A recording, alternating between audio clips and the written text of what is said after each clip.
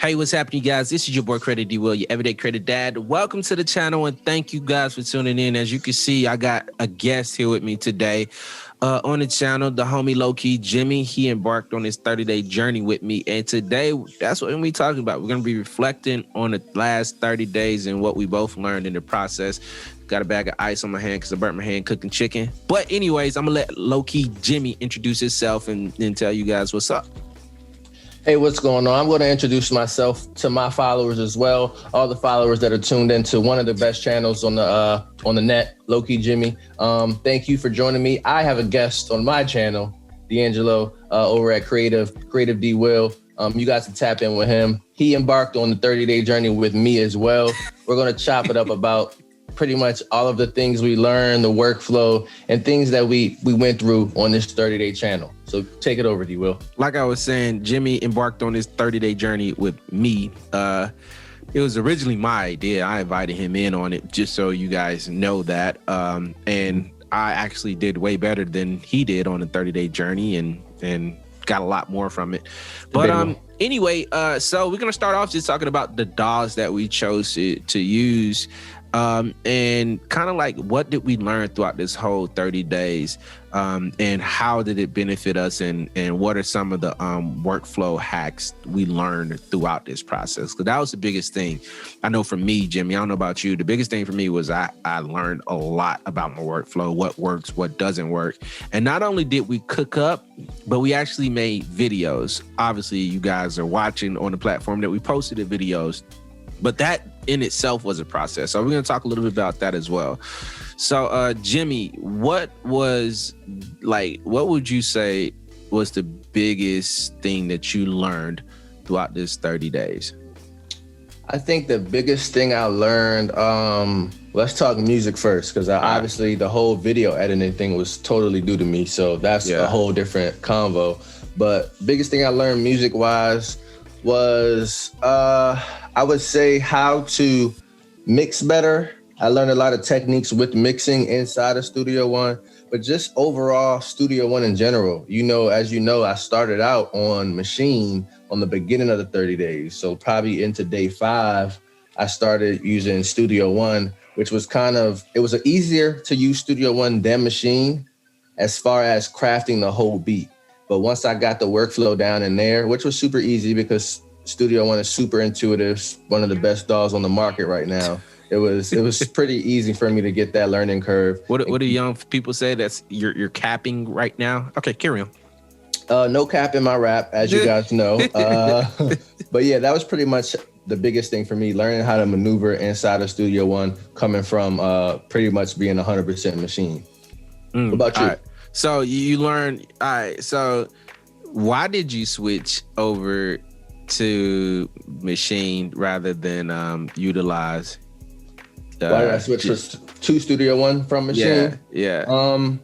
What was the limitations that you found in Machine that you just could not get over compared to the freedoms that you found in Studio One?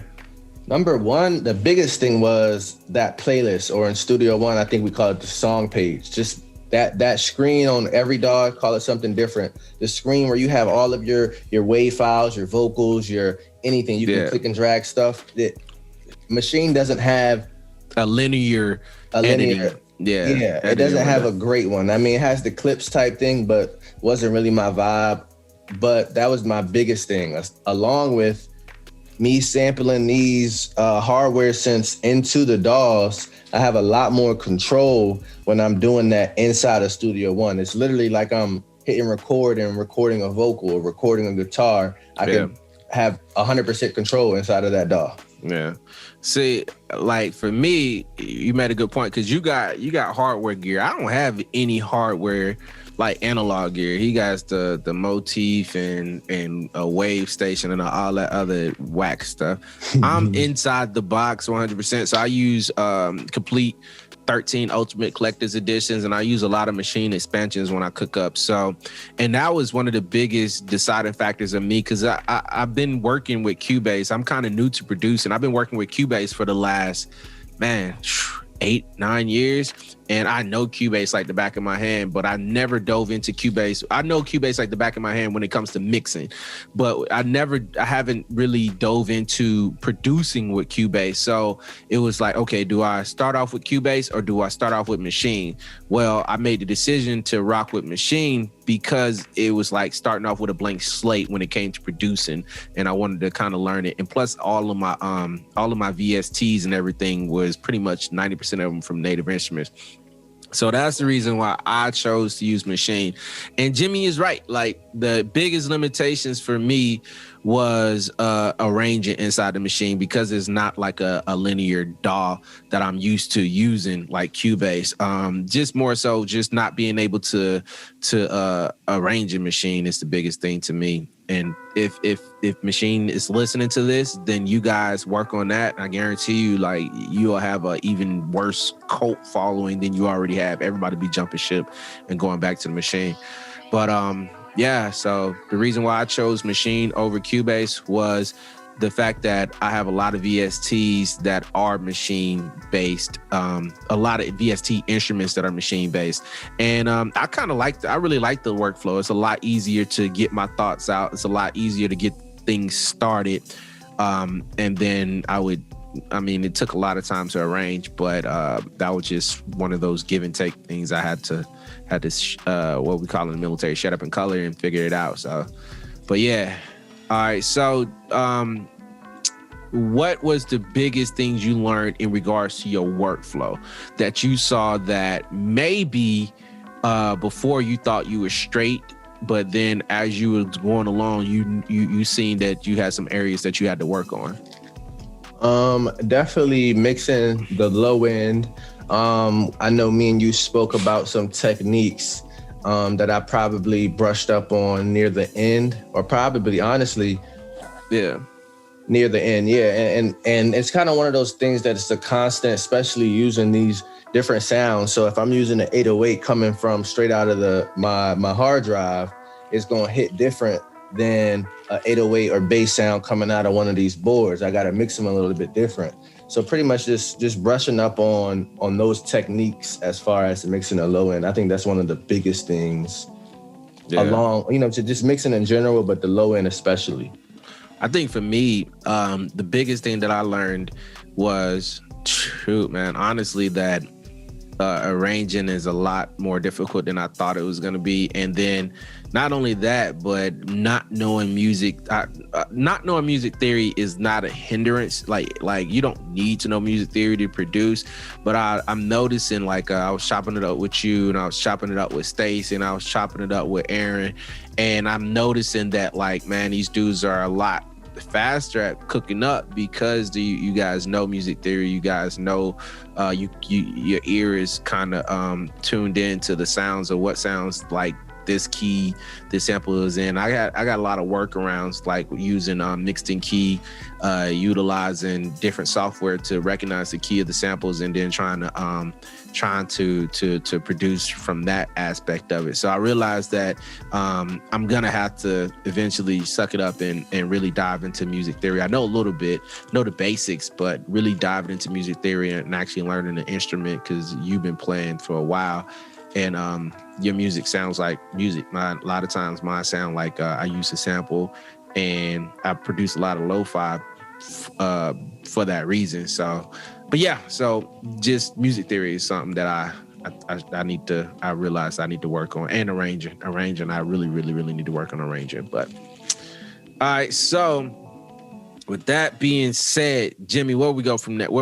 Because I've been asking all the questions. What do you got, bro? My question for you would be, let's take it to a favorites. What's one of the VSTs that you found yourself using? Arcade. I use Arcade on everything.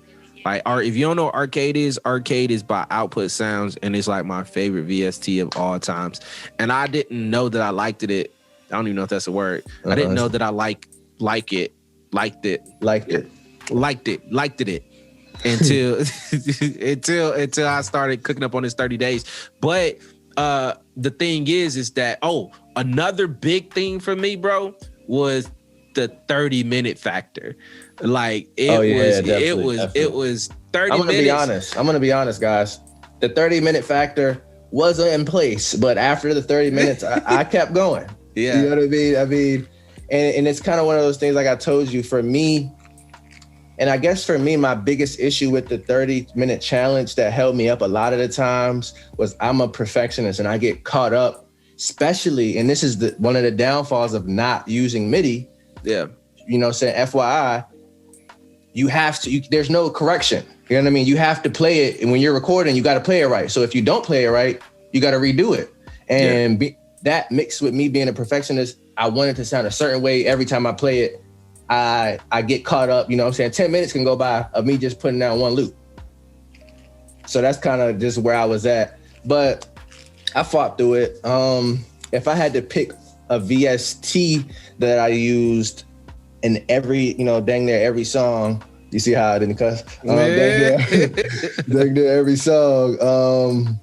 I would say Halftime would probably be the VST that I use the most, aside from, EQs and stuff like that. I think Halftime is like I told you, I think every producer should have that because it's so versatile and you can make so many different vibes with that. So I'm gonna go with Halftime. I would say for me, I have to my strong second. I got something popping up. Let me close that out real quick. Now my strong second would be dang, all this stuff dismissed. Oh man, everything popping up. Yeah, my strong second would be RC20 by XLN whatever. RC20. XLN audio, Yeah, RC20. I gotta get that. I still haven't purchased it, or if I'm being transparent, I haven't found a crack either. So yeah. But your jump froze again. No, it's not. It must be frozen on your end. It ain't frozen on mine. I think it's coming back. No, I'm good. And if you're recording on my side, so we straight. But RC20 is crazy. Yeah, I like it just because, like I said, I do a lot of lo-fi music, and I don't know, man. I just like how it widens it and just makes normal sound aged and sound really give it. Because like since you're producing, you all right, bro? Who's that? You hear that? Yeah, I hear that. That's on your end, bro. That's scary. Sorry about that, you guys. We actually took a little quick break. Jimmy had some aliens outside his house, so we're back. But anyway, so we was talking about my second favorite plugin, which is RC20. I love RC20.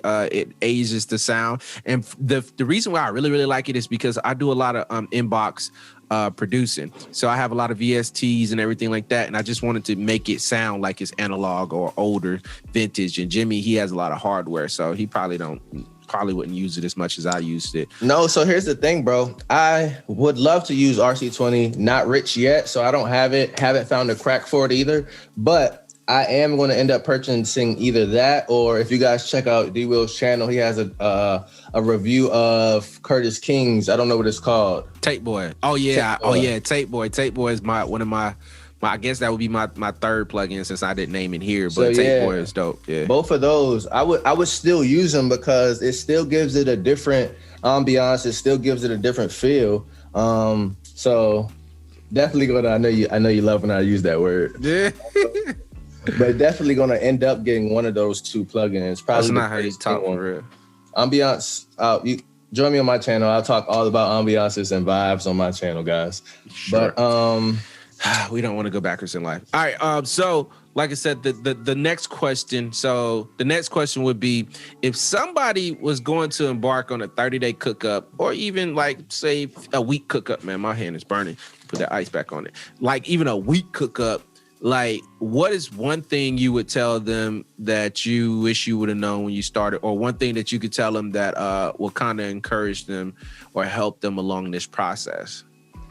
Oh, man, there's so many. I mean, even me, I know this 30 days is going to be building off of the last 30 days, but even just get your workflow test run. That's what I would say. Test run it.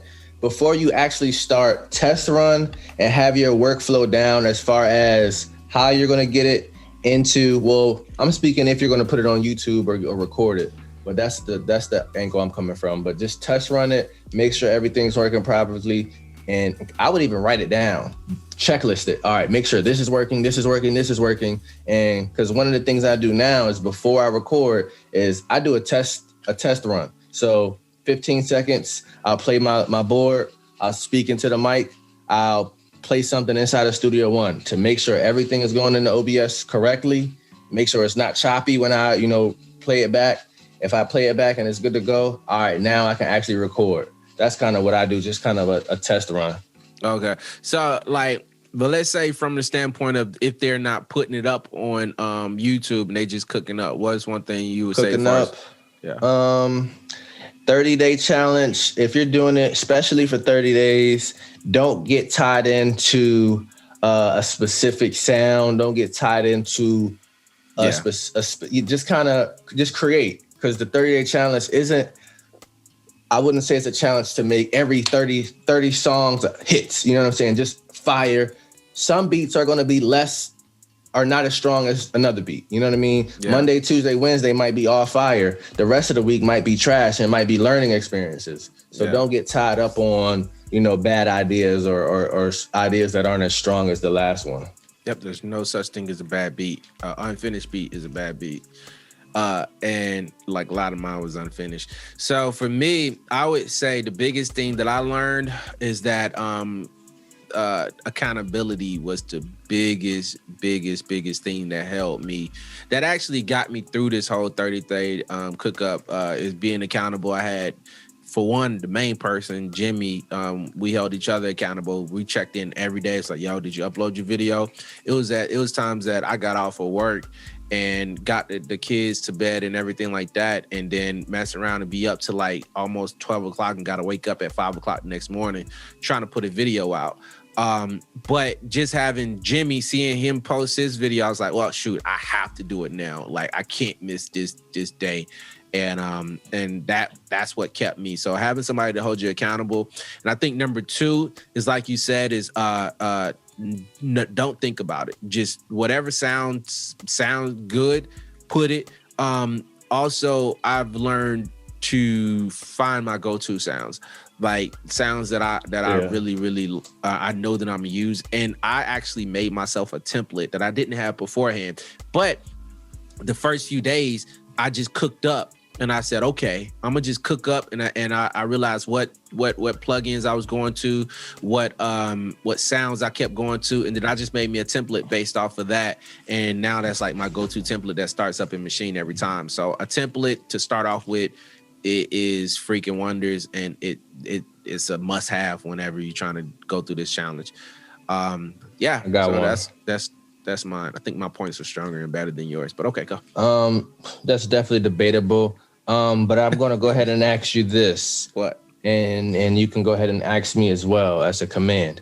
Yes, ma'am. What are your 3, I'm going to say 3, but 3 or more going into the next 30 days? What are the 3 things, music-wise or creative-wise, that you will be embarking on for the next 30 days? All right. So I know for me, creative wise is, like I said, music theory. So as you can see, I got this keyboard right here. I'm working on actually doing a DIY project where I put the keyboard up under the desk, and I'm gonna start using playground sessions or melodics, but I haven't figured out which one I'm gonna use. I own playground sessions, so I might lean towards that. And I'm gonna dive into learning how to play the keys and learning music theory. And another thing that I'm gonna do creatively is starting to fully understand the plugins and stop buying so much stuff, except for that new Machine expansion that just came out today. I'm gonna buy that because that don't look fire. I forget the name of it, but anyway, but just stop buying plugins and start to really dive into the stuff that I already have and learn the stuff in and out. Like I dove into Cubase for a little bit. Oh, that's another thing too. I'm probably gonna start learning how to produce in Cubase as well. What sparked that? What sparked that? What do you mean? What sparked that? What sparked you diving into Cubase and wanting to just dive into Cubase? It wasn't whack Studio One, if that's what you're trying to get at, Mr. Jimmy. No, I was getting at me. I think I definitely said, hey, you should. Yeah, you did encourage me to actually utilize Cubase a little bit more. And the only reason is because I don't like having to stop the process of creating. But I'm learning that, man. I don't know, Cubase. I love you, Cubase. I've been with you for a while, but Machine is just something about Machine that it's gonna be hard for me to pull away, bro. I even got it mapped where it actually records the MIDI from Machine into Cubase and everything like that, but it's still just not a seamless process. So, but yeah. Okay. But because you got hardware, so you're cheating. How is that cheating? Because like there's really no you're not really giving anything up far as like workflow. You see what I'm saying? Mine, I have to alter my whole workflow. You still got your main hardware. So you just transition from machine to Studio One that's kind of, you got it rigged out kind of to operate how Machine operates. Yeah, it's a machine without the wrinkles. Yeah, no, it's not Machine without the wrinkles. It's for just me, from my standpoint, I say that because it's a bootleg machine. Bootleg machine. No, it's actually bootleg. That's gonna be a different video, guys. Yeah. What is Machine lacking? And we'll figure out the name, but definitely Machine we're gonna dive in the world. Hey, Machine, you guys, you see this guy over here is jumping ship. I love you guys. So if you want to sponsor me, you can fully sponsor me. He's a Studio One. I've been with Cubase for a long time, but I still love you guys. So I'm still endorsing you guys. So I just put that I love Machine. And I don't want it to get it twisted. Like last night, I cooked up three Jimmy, ideas. Show me your Machine Plus. The Machine Plus was I gave it away. He did not give it away. Gave it away to one of my subscribers. So if you guys like gear giveaways, go ahead and join me over at LowKey Jimmy on YouTube. You stupid, bro. Get some gear one day, man. You stupid, yeah. I'm gonna go ahead and I'm gonna say for me, my next 30 days.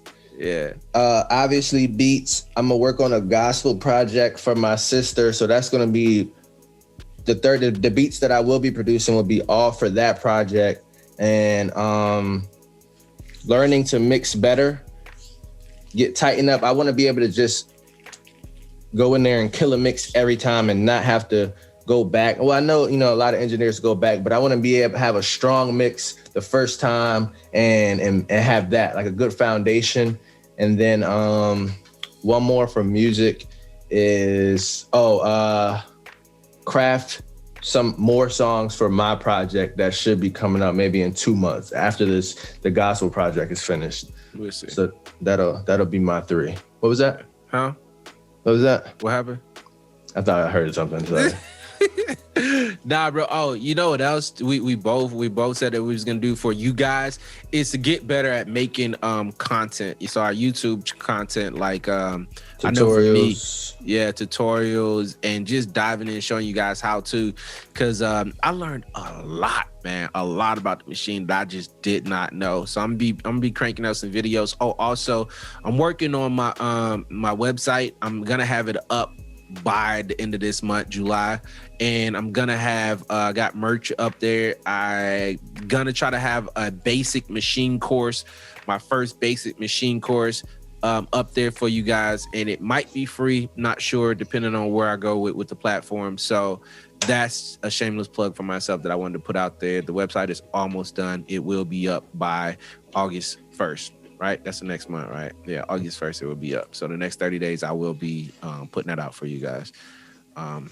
Yeah, so I think that's pretty much it, man. I think we hit all the points and keys that we wanted to get to. So you got anything else, Jimmy? Thank you guys for joining us. Don't forget to like and subscribe both channels. That's all I got, man. I love you guys, though. Yeah, I love you guys as well. And if you don't do anything, make sure you subscribe to Creative Dwill. All right, bye-bye. Bye-bye now. Yo, that's how Bleeze be. He be like, bye-bye now. Bye-bye now. Shout out to Bleeze, man. And all right, bro.